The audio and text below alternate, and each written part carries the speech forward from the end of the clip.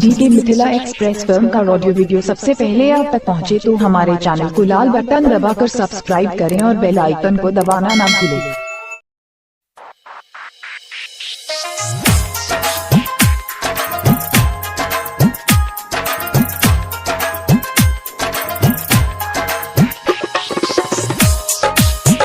Music by Navneet राजा।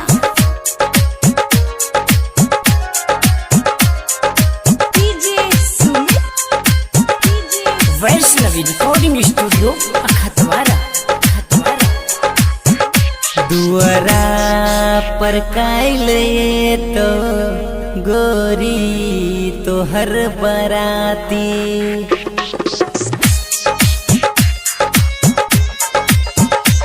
दुआरा पर काइले तो गोरी तोहर बराती, दुआरा पर काइले तो तोहर गे बराती।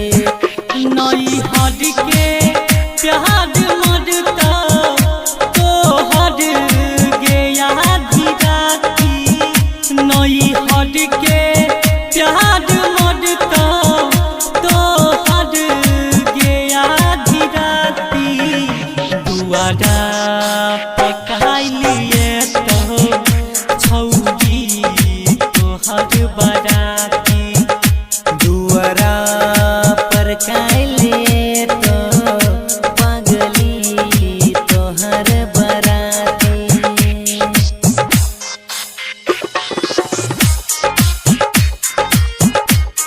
म्यूजिक बाय नवनीत राजा।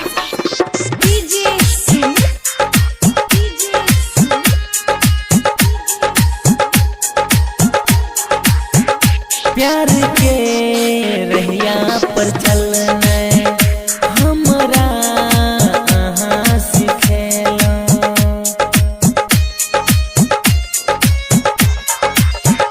प्यार के रहिया पर अहाँ चलना हमरा सिखेलो, अहाँ से दूर रही के हमरा नहीं मन लगैया, अहाँ से दूर रही के हमरा नहीं मन लगैया, पगली आई दो आबैया दिल हरदम रोबत रहैया, पगली आई दो आबैया दिल पल पल रोबत रहैया।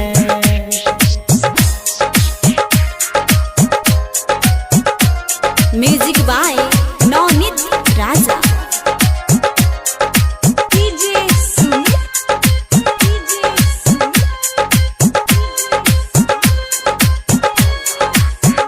जहिया से अहाँ के शादी भो गेल अहाँ भूलेला,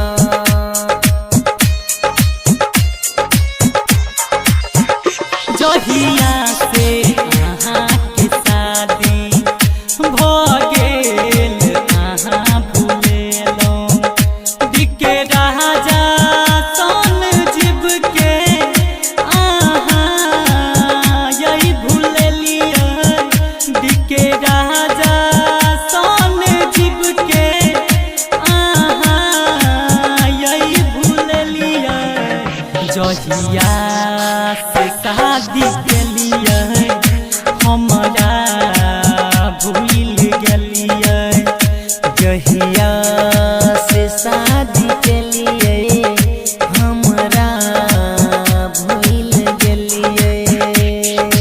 वैष्णवी रिकॉर्डिंग स्टूडियो अखतवारा।